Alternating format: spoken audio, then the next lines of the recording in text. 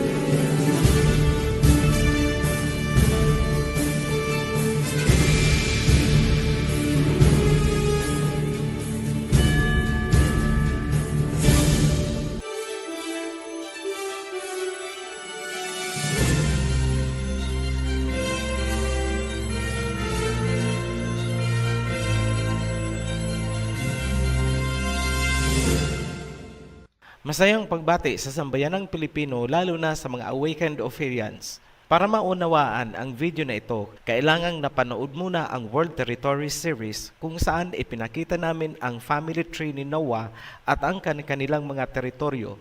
Hindi na namin uulitin ang buong detalye dito, ngunit magbibigay tayo ng maikling recap. Ayon sa World Territories na itinakda ni Noah, ang mundo ay nahahati sa kanyang tatlong anak na sina Shem, Ham at Japheth.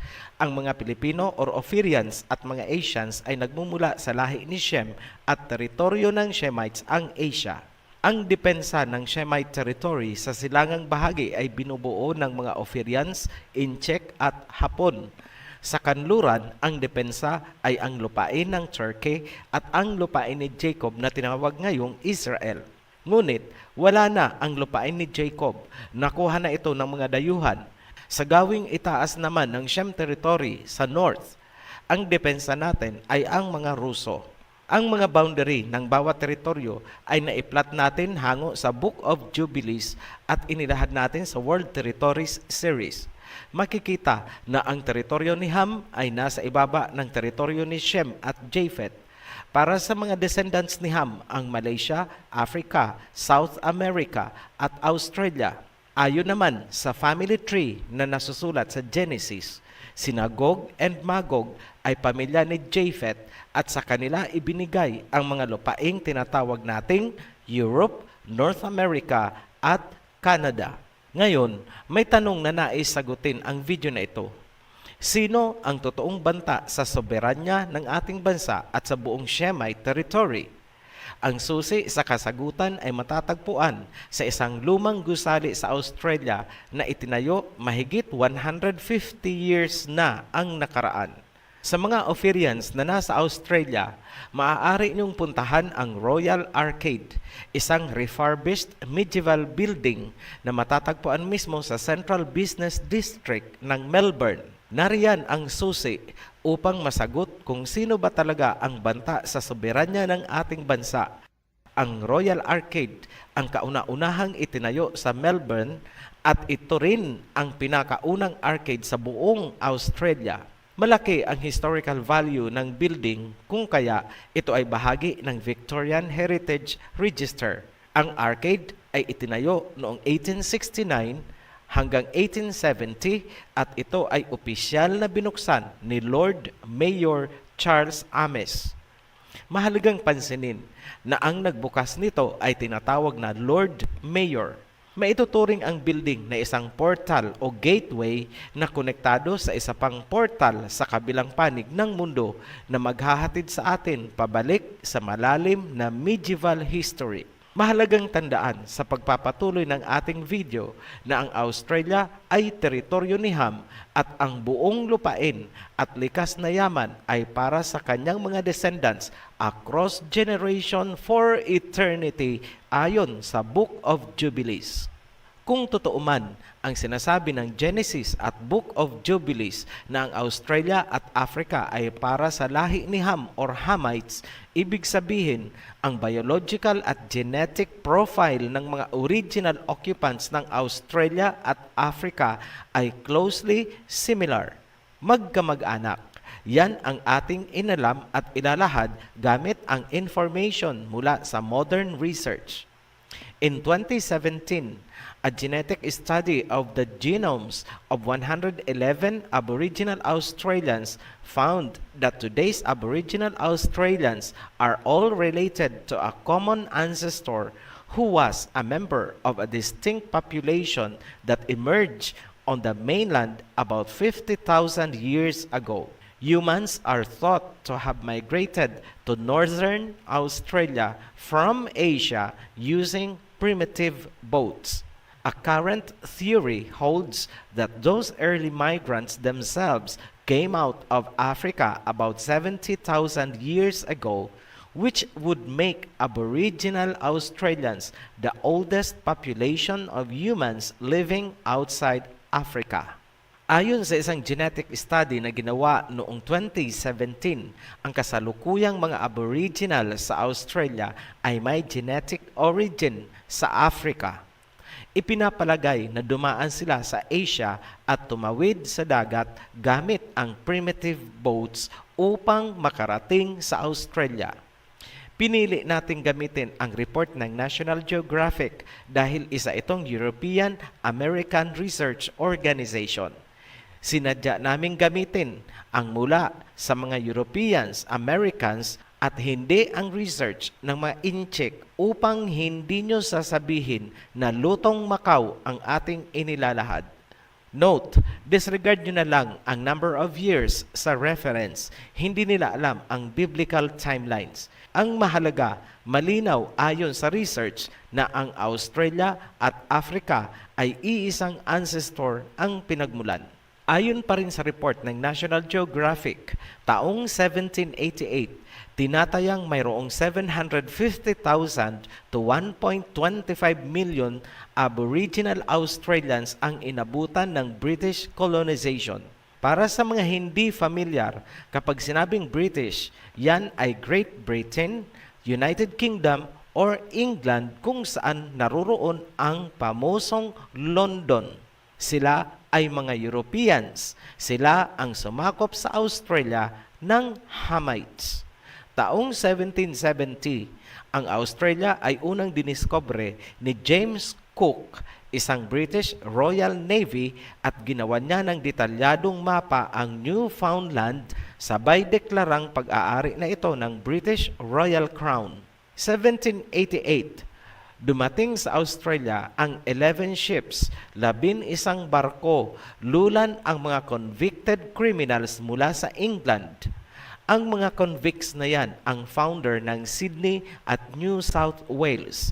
Umabot sa 162,000 convicts mula sa Britain at Ireland ang dinala sa Australia mula noong 1788 hanggang 1868. Ibig sabihin, ang karamihan sa mga puting Australians ngayon ay lahi ng mga convicts. History speaks, kahit sa ang reference nyo kalkalin yan. Established fact po yan at hindi gawa-gawang istorya ng OHC. Ayon pa rin sa National Geographic Research, ang mga dinala sa Australia ang nag-introduce ng iba't ibang sakit na humawa sa maraming natives.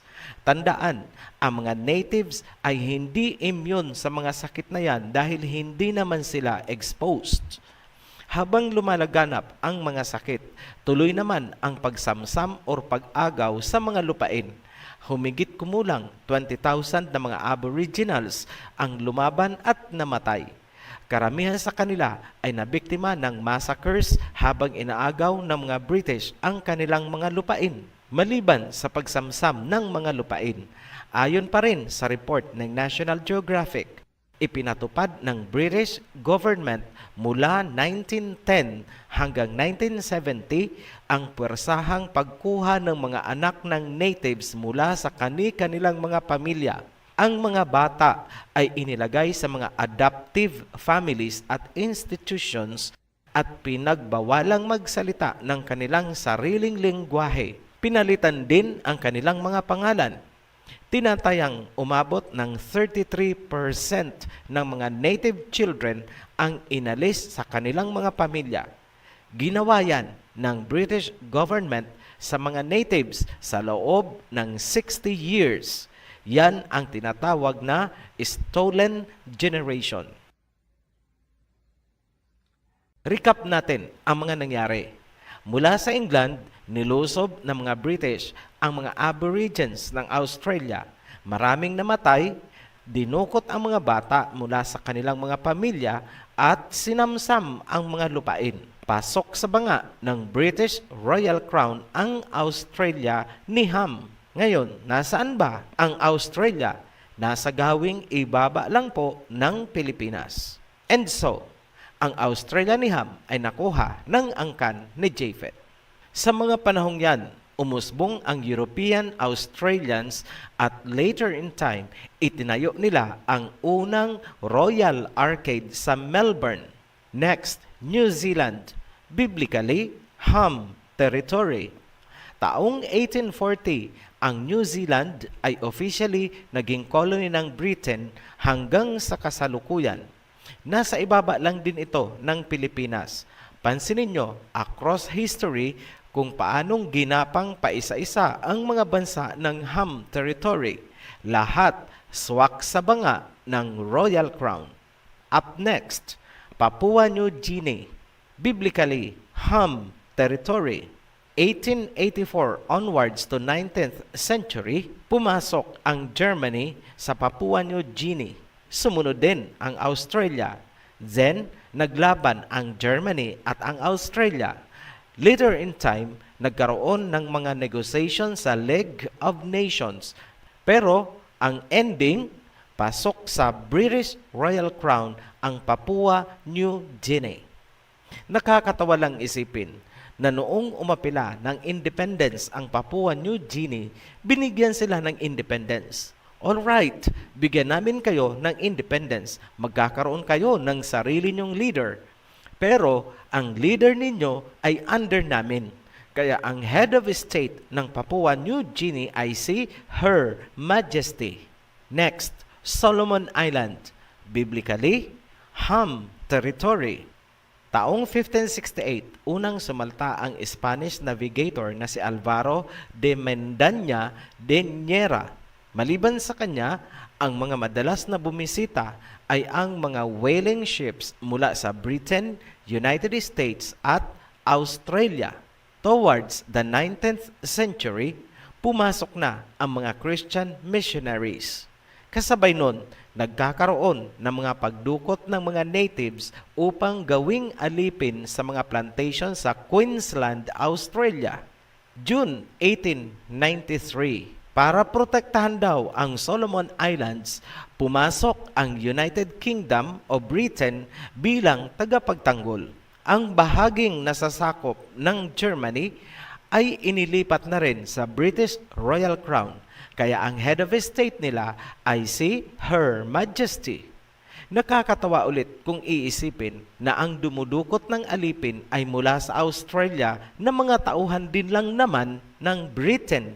Tapos, yung magbibigay daw ng proteksyon ay ang Britain kung magpapasailalim sila sa dominion ng Royal Crown. Hindi nyo ba nahahalata kung paanong pinaiikot-ikot ang mga natives tapos ang ending ay swak sa banga ng Royal Crown? Up next, Hong Kong, biblically, Siem Territory. Taong 1838, umaabot sa 1,400 tons ng opyo ang ibinabagsak ng mga British sa China kada taon. In 1839, umapila ang China kay Queen Victoria na ipatigil ang pagpapadala ng opyo sa China dahil nasisira na ang moral fabric ng mga tao. Ngunit walang naging aksyon ang British government. Dahil dito, pinakumpiska ng gobyernong in-check ang mga opyo at ang sinamang mahuhulihan nito ay papatayin. Ang hakbang na yan ay nilabanan ng British Superintendent of Trade. Pinatakas niya ang mga traders at pushers at pinahanda ang mga ito para digmain ang mga Inchik. June 1840, nagsimula na ang ofensiba ng Britain laban sa mga Inchik.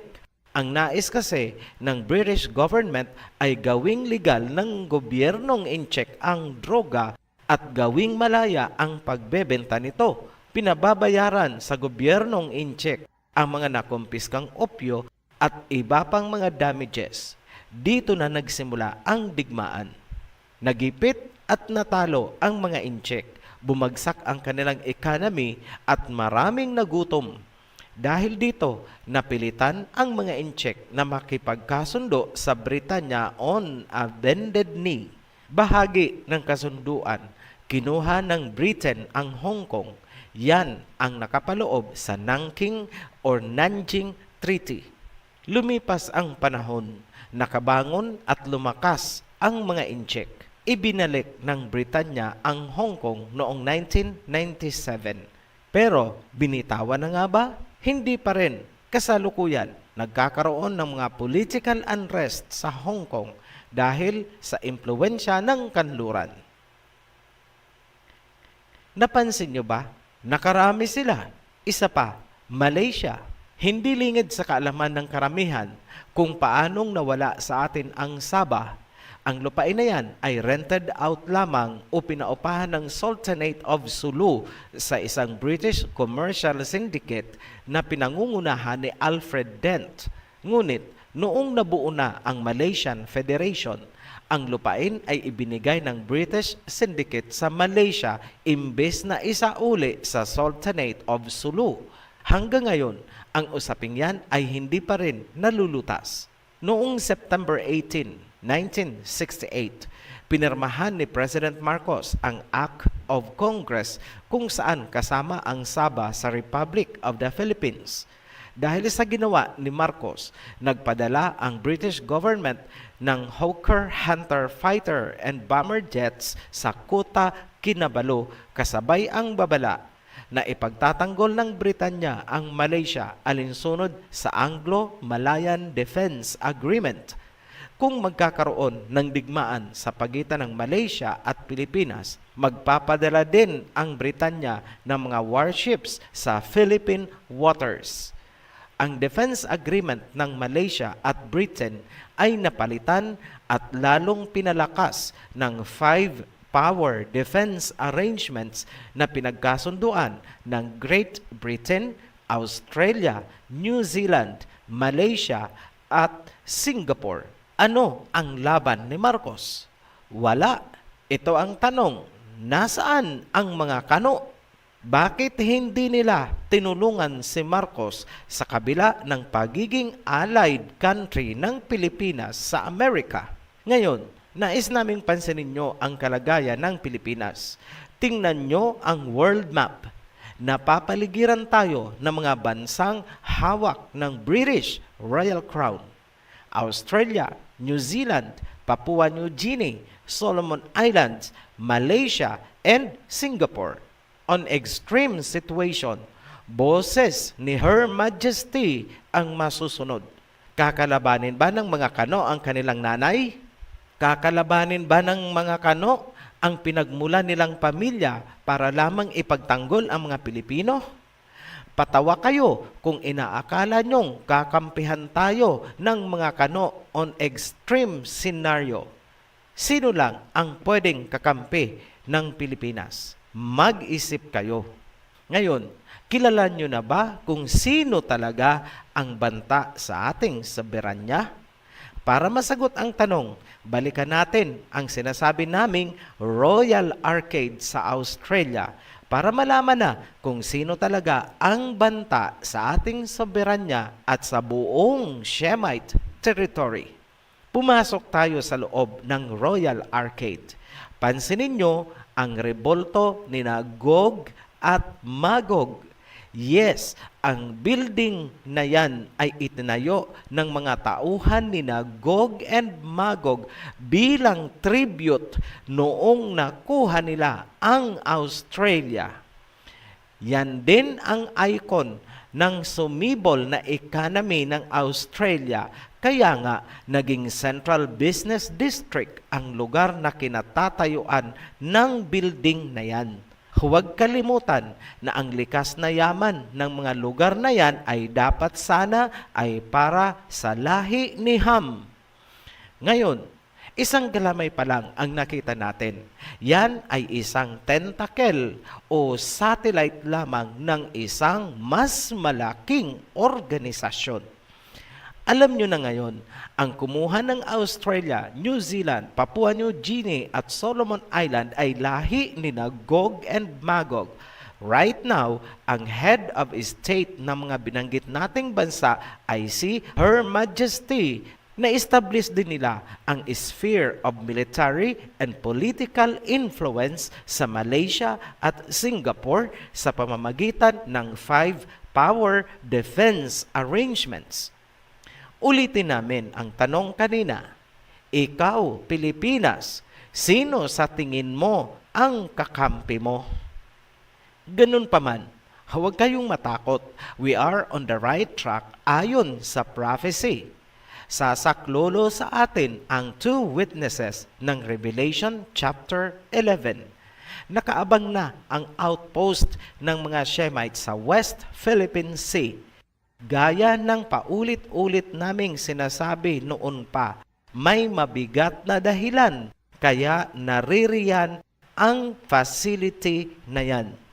Panoorin nyo na lang ang 2 Witnesses series para maunawaan nyo. Bago namin tapusin itong video, balikan ulit natin ang Royal Arcade sa Australia. Gaya ng sinabi natin sa bungad pa lang, ang Royal Arcade ay isang portal na konektado sa isa pang portal sa London na pinamumunuan din ng isang Lord Mayor. Ano ang meron sa basement ng portal na nasa London? Saan ito nakaugat? Saan ito nakatayo? Ano ang kinalaman niyan sa pagkakawala ng lupain ni Jacob na ngayon ay tinawag na Israel? Lahat ng ilalahad natin sa pagpapatuloy ay fulfillment ng prophecies na hindi nyo kailanman narinig mula kanino man kahit sa ang relihiyon at sekta. Ipapasilip namin sa inyo ang isang malalim na organisasyon mula pa sa antiquity of history na nagpatuloy hanggang sa kasalukuyan at sa mga darating na panahon. It has been shrouded in deep secrecy and rituals na nagmumula sa underground London organization. Abangan nyo yan sa pagpapatuloy ng ating paglalahad.